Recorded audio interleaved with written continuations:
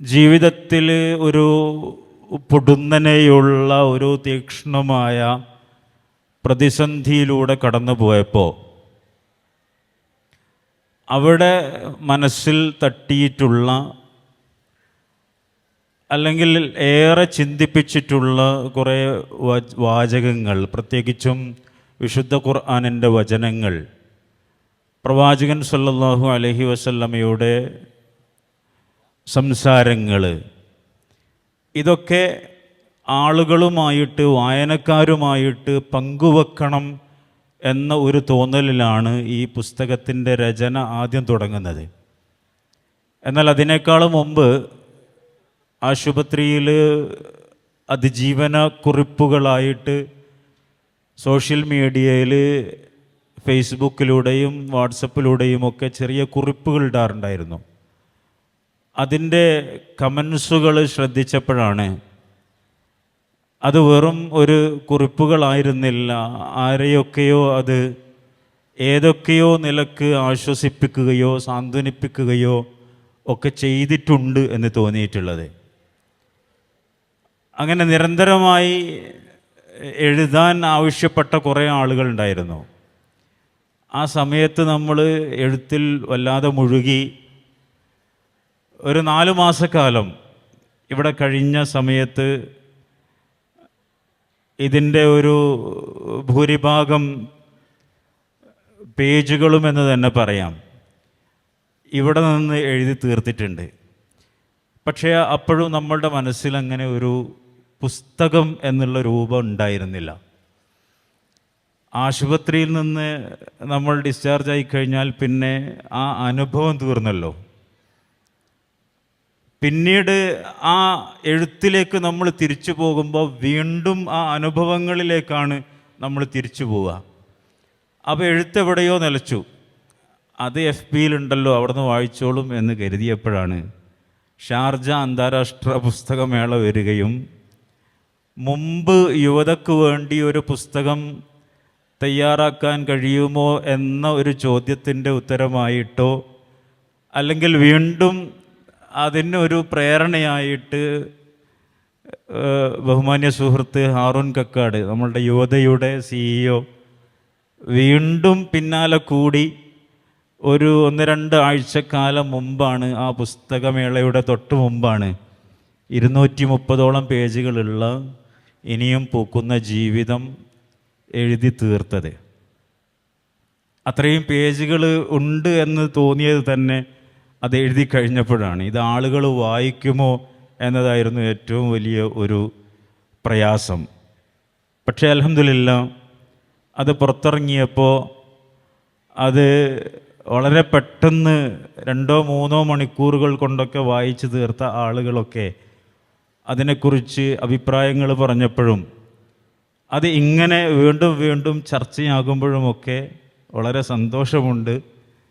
ഇനിയും പൂക്കുന്ന ജീവിതത്തിന് ആ നിലക്ക് എന്തെങ്കിലും ദൗത്യങ്ങൾ നിർവഹിക്കാനുണ്ടെങ്കിൽ അള്ളാഹു അതിന് സഹായിക്കട്ടെ എന്ന് മാത്രം പറയുകയാണ്. ആമീൻ. ഇത് ആളുകൾ ഇത്ര എഴുതിയാൽ ഇത്രയും പേജുകളിലൊക്കെ എഴുതിയാൽ വായിക്കുമോ എന്ന് സംശയമുണ്ട് എന്നൊക്കെ എഴുതിയൊരു എഴുത്തുകാരൻ അങ്ങനെ തോന്നിയെന്ന് പറയുമ്പോൾ പിന്നീട് വന്ന ഒരു എന്താ പറയുക റിപ്പോർട്ടുകൾ അതും വ്യക്തമാണല്ലോ. ഞാനിത് ഒറ്റ ദിവസം കൊണ്ട് ഒരു വൈകുന്നേരവും പിറ്റേ ദിവസത്തെ രാവിലത്തെ 2 യാത്രയിൽ വായിച്ചു തീർത്തതാണ്. കാരണം അത്രമാത്രം നല്ല വായനാസുഖം നൽകുന്നു എന്ന്, വെറുതെ വായനാസുഖം മാത്രമല്ല, നമുക്ക് പരിവർത്തനം, ട്രാൻസ്ഫോർമേഷന് കൂടി അവസരം നൽകുന്ന ഒരു പുസ്തകമാണ്. തീർച്ചയായിട്ടും എല്ലാവരും വായിക്കണം. യുവത ബുക്ക് ഹൗസ് പ്രസിദ്ധീകരിച്ചിട്ടുള്ള ഇനിയും പൂക്കുന്ന ജീവിതം, ക്യാൻസർ വാർഡിലെ അതിജീവന കുറിപ്പുകളാണ്. തീർച്ചയായിട്ടും എല്ലാവരും വായിക്കാൻ വായിക്കുന്നത് ഏവർക്കും ഗുണകരമാവുമെന്ന് സാന്ദർഭികമായി പറയുകയാണ്. നമുക്ക് ഇതിൻ്റെ അടുത്തൊരു തലത്തിലേക്ക് പോകുമ്പോൾ ലിംഫോമ എന്നൊരു വില്ലനാണ് നമ്മളെ പിടികൂടിയിട്ടുള്ളത്. ലിംഫോമ എന്ന് പറഞ്ഞു കഴിഞ്ഞാൽ രക്തജന്യമായൊരു അർബുദ രോഗം. അതിൻ്റെ 4ാം സ്റ്റേജ് അല്ലേ, ഏറ്റവും തീവ്രമായൊരു സ്റ്റേജിൽ എത്തി നിൽക്കുന്നു. തുടർന്ന് ആദ്യ ട്രീറ്റ്മെൻറ്റിൽ തന്നെ അത് പെട്ടെന്ന് നമ്മളിൽ നിന്ന് ഭേദമായി പോകുന്നു. വീണ്ടും 10 മടങ്ങ് തീവ്രതയോടുകൂടി തിരിച്ച് വരുന്നു. ഈ കാര്യങ്ങളൊക്കെ എത്ര തീക്ഷ്ണമായിട്ടാണ്, ഞാനിത് വായിച്ചൊരാൾ എന്നുള്ള നിലക്ക് കൂടിയാണ് പറയുന്നത്, അത്ര തീക്ഷ്ണമായിട്ട് ആ കാര്യങ്ങൾ എഴുതുകയും ഈ ഓരോ സന്ദർഭത്തിലും അതിൽ വന്നിട്ടുള്ള ഓരോ സന്ദർഭത്തിലും ഈ രോഗം വരുന്നതിന് മുൻപുള്ള കാര്യങ്ങൾ, ആദ്യം വന്നിട്ടുള്ള ആദ്യ ഹോസ്പിറ്റലിൽ നിന്നുള്ള പ്രയാസങ്ങളും തുടർന്ന് അടുത്ത തലത്തിലേക്ക് എത്തിച്ചേർന്ന സാഹചര്യം, അവിടെ ഉണ്ടായിട്ടുള്ള അനുഭവങ്ങൾ, തുടർന്ന് തിരിച്ച് പോകുന്ന ഒരു ആനന്ദം, ആ ഒരു ഘട്ടം ഘട്ടമായിട്ട് എഴുതിയിട്ടുള്ള ഈ ഒരു പുസ്തകത്തിൽ എനിക്ക് ഏറ്റവും ശ്രദ്ധേയമായിട്ടുള്ളത് ഓരോ അധ്യായങ്ങളും ഓരോ ഖുർആൻ ആയത്തുകളെയും കൃത്യമായി ബന്ധപ്പെടുത്തിയിട്ടുണ്ട് എന്നുള്ളതാണ്. പ്രത്യേകിച്ച് ഈ ഒരു ഖുർആൻ പഠിതാക്കളുടെ സദസ്സിൽ അത് പങ്കുവെക്കുന്നത് നന്നായിരിക്കുമെന്ന് തോന്നുന്നു. എന്നാൽ ഞാൻ ഒരു ചോദ്യം എന്നുള്ള നിലയ്ക്ക് ചോദിക്കുന്നത്, ഒട്ടനവധി ആയത്തുകൾ ഈ ഒരു പുസ്തകത്തിൽ സാന്ദർഭികമായി കൊണ്ട് പോയിട്ടുണ്ട്. അതിൽ താങ്കൾക്ക് ഏറ്റവും മനസ്സിൽ പിടിച്ചു വെച്ച ആയത്ത്, ആ വചനം, ഖുർആൻ വചനം ഏതാണ്? വിശുദ്ധ ഖുർആനിലെ എല്ലാ ആയത്തുകളും നമ്മളെ ആഴത്തിൽ സ്പർശിക്കേണ്ടത് തന്നെയാണ്, യാതൊരു സംശയവുമില്ല. ചില ആയത്തുകൾ നമ്മൾ കേൾക്കുന്ന മാത്രയിൽ നമ്മൾ അതിൽ ലയിച്ചു പോവും. അത് നമ്മളെ ആകർഷിക്കുകയും നമ്മളെ സ്വാധീനിക്കുകയും ചെയ്യും. എന്നാൽ വേറെ ചില ആയത്തുകൾ മറ്റേതെങ്കിലും ഇതേപോലെയുള്ള തീക്ഷ്ണമായ സാഹചര്യങ്ങൾ ജീവിതത്തിൽ ഉണ്ടാകുമ്പോഴാണ് നമ്മളതിനെക്കുറിച്ച് കൂടുതൽ ചിന്തിക്കുകയും അത് നമ്മളെ ബാധിക്കുന്നുണ്ട് എന്ന് നമുക്ക് തോന്നുകയും ചെയ്യുന്നത്. അങ്ങനെ ഒരു ആയത്താണ് ഈ പുസ്തകത്തിൻ്റെ ആമുഖത്തിൽ ആദ്യത്തെ അധ്യായത്തിൽ തന്നെ കൊടുത്തിട്ടുള്ള സൂറത്തുൽ ഇസ്രായിലെ 85-ാമത്തെ ആയത്ത്. യസ്അലൂനക അനിർ റൂഹ് ഖുലിർ റൂഹു മിൻ അംരി റബ്ബി എന്ന് തുടങ്ങുന്ന ഒരു വചനമുണ്ട്. ഈ ആയത്താണ് യഥാർത്ഥത്തിൽ ഈ പുസ്തകത്തിൻ്റെ കേന്ദ്ര ബിന്ദു എന്ന് വേണമെങ്കിൽ നമുക്ക് പറയാം. കാരണം ഒരു ഡോക്ടർ നമ്മൾ ജീവിതത്തിൽ ഒരു രോഗം വന്ന് അരക്ക് താഴെ പൂർണ്ണമായി തളർന്നു പോയിട്ട് ഇങ്ങനെ കിടക്കുമ്പോൾ ആ ഡോക്ടർ പറയുന്നത് ഇനി ഇയാൾ 2 ആഴ്ച കാലം മാത്രമേ ഉണ്ടാവുകയുള്ളൂ. ചികിത്സയിൽ വലിയ പ്രതീക്ഷകളൊന്നും ഇല്ല എന്നതാണ് അദ്ദേഹം പറയുന്നത്. നമ്മൾ നോക്കൂ, കേരളത്തിലെ ഏറ്റവും പ്രഗത്ഭനായ ഒരു അർബുദ രോഗ വിദഗ്ധൻ പറയുന്ന ഒരു സ്റ്റേറ്റ്മെൻറ്റാണ്. ഒരു സാധാരണ കുടുംബത്തിലെ ഇങ്ങനെ ഒരു അസുഖം വന്നിട്ട് തളർന്നു പോയി കിടക്കുന്ന രോഗിയും അയാളുടെ കുടുംബവും സ്വാഭാവികമായിട്ടും അതിൻ്റെ മുമ്പിൽ തളർന്നു പോകും, പതറിപ്പോവും. പിന്നെയുള്ളത് ഈ 2 ആഴ്ച കാലം എണ്ണി തീർക്കുക എന്നുള്ളതായിരിക്കും. ഉരുകി തീർന്നു പോകും. അവിടെ നമ്മളെ സംബന്ധിച്ചിടത്തോളം പിടിച്ചു നിൽക്കണമെങ്കിൽ ഒരു പിടിവള്ളി വേണം. ഒരുപക്ഷെ നമ്മളെ കൂടെയുള്ള ആളുകൾ നമ്മളെ ആശ്വസിപ്പിക്കുന്നുണ്ടാവും, സമാധാനിപ്പിക്കുന്നുണ്ടാവും, ഒക്കെ ചെയ്യുന്നുണ്ടാവും.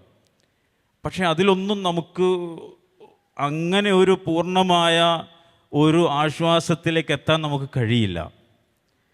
അവിടെയാണ് നമ്മളുടെ ഉള്ളും പുറവും അറിയുന്ന, നമ്മളെ സംരക്ഷിക്കുവാൻ ഏറ്റവും ശക്തനായിട്ട് ഉള്ള കഴിവുള്ള റബ്ബിൻ്റെ വാക്കുകൾ നമുക്ക് തുണയാകുക.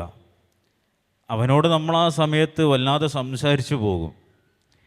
അങ്ങനെയുള്ള സന്ദർഭത്തിലാണ് ഖുലിർ റൂഹു മിൻ അംരി റബ്ബി.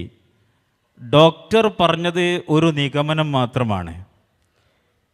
അയാളുടെ അഭിപ്രായത്തിൽ ഒരു പക്ഷേ ആ രോഗി, ഞാനാവട്ടെ വേറെ ആരെങ്കിലും ആവട്ടെ, 2 ആഴ്ച കാലം കൊണ്ട് മരണപ്പെട്ടു പോവും. പക്ഷേ അതൊരു ചാൻസ് മാത്രമാണ്.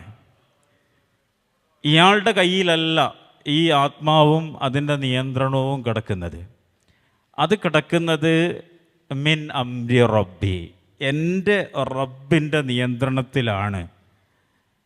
ഇത് നമുക്ക് നൽകിയ വല്ലാത്ത ഒരു സമാധാനമുണ്ട്. ഒരുപക്ഷേ വൈദ്യശാസ്ത്രവും നേരത്തെ ഞാൻ സൂചിപ്പിച്ചതുപോലെ പ്രഗത്ഭനായ ആ ഡോക്ടറും പറഞ്ഞത് കേട്ട് അതിൽ അങ്ങനെ വിശ്വസിച്ച് മുന്നോട്ട് പോയിട്ടുണ്ടായിരുന്നുവെങ്കിൽ ഇങ്ങനെ നിങ്ങളുടെ മുമ്പിലിരുന്ന് സംസാരിക്കാൻ കഴിയില്ലായിരുന്നു. അവിടെയാണ് നമ്മൾ വിശുദ്ധ ഖുർആനിലെ ഈ ആയത്തിലേക്ക് അഭയം കണ്ടെത്തിയത്. ഖുലിർ റൂഹ് മിൻ അംരി റബ്ബി.